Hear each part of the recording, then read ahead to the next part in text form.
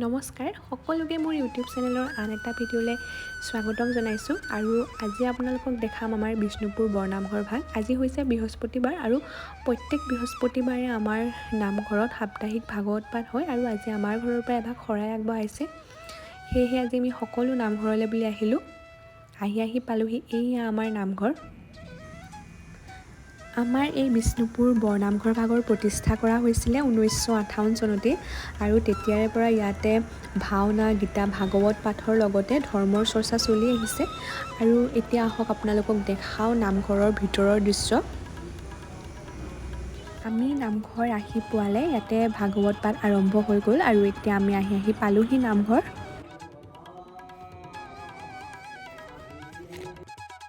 প্ৰথমে এয়া হৈছে ৰামপ্ৰভুৰ একান্ত ভক্ত হনুমান, যিজনে নিজৰ বুকু ফালি ৰাম সীতাক হৃদয়ত থকাৰ প্ৰমাণ দিবলৈ সক্ষম হৈছিলে। দ্বিতীয়তে এয়া হৈছে ভগৱন্তৰ বাহন গৰুৰ পক্ষী। তৃতীয়তে এইভাগ প্ৰভু ভগৱন্তৰ অদ্ভুত অৱতাৰ নৰসিংহ। আৰু এয়া হৈছে প্ৰভু ভগৱন্তৰ অনন্ত শয্যা। আৰু এয়া হৈছে বৈকুণ্ঠৰ দুই পৰিষদ দ্বাৰৰক্ষী জয় আৰু বিজয়।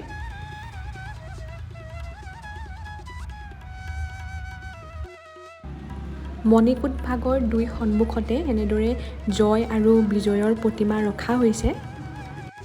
এইখিনি কওঁতে ক'ৰবাত যদি মোৰ ভুল ভ্ৰান্তি হৈছে আপোনালোকে ক্ষমা কৰি দিব। ইমান বেছি ভালদৰে মই নাজানো, যিমানখিনি জানো সেয়া আপোনালোকক ক'বলৈ চেষ্টা কৰিলোঁ। ভুল হৈছে যদি শুধৰাই দিব।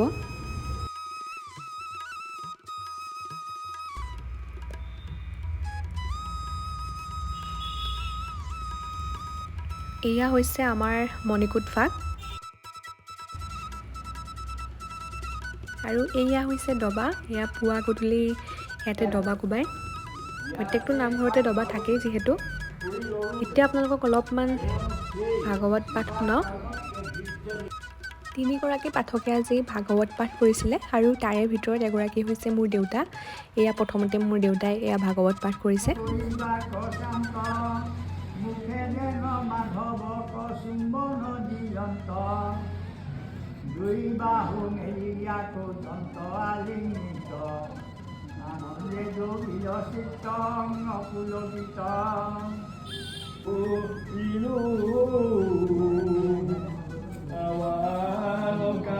এতিয়া দ্বিতীয় এজন পাঠকে ভাগৱত পাঠ কৰি আছে আৰু এফালে এজনে বুজাই আছে।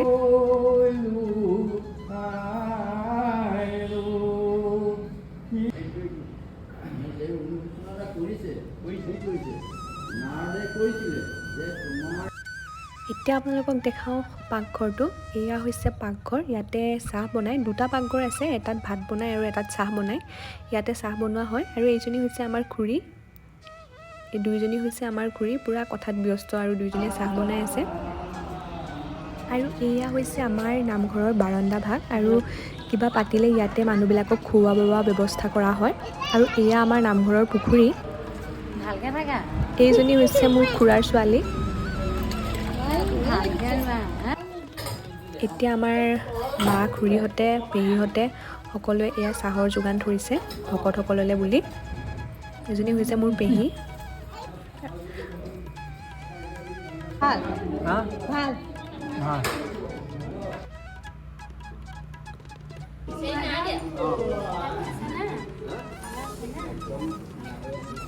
আৰু এয়া হৈছে মোৰ খুৰা আৰু বৰ্তা।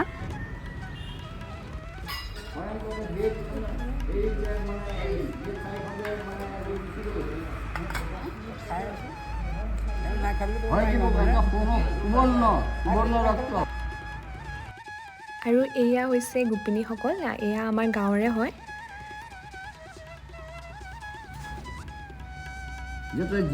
দামে দাম ভাল পাব বিচাৰিছিলে ৰাধাক। চিদাম সুদাম বেলেগ দাম চিদাম সুদাম দামে ভাল পাইছিলে, কিন্তু দামে ৰাধাক ভাল পাব বিচাৰিছিল, কিন্তু ৰাধাই ভাল নাপালে। নোপোৱাৰ কাৰণে তই যিজনৰ লগত এইখনমান প্ৰেম কৰিছে মোক জ্ঞান কৰিলি, এইটোৰ লগত 100 বছৰ বিৰহ হ'ব। এয়া বুজাই থকাজন হৈছে মোৰ পেহা। আৰু এতিয়া এই বিলনীয়া দেওসকলে প্ৰসাদ বিতৰণ কৰি আছে। তাৰ পৰা আমি সকলোৱে একেলগে বহি প্ৰসাদ খালোঁ।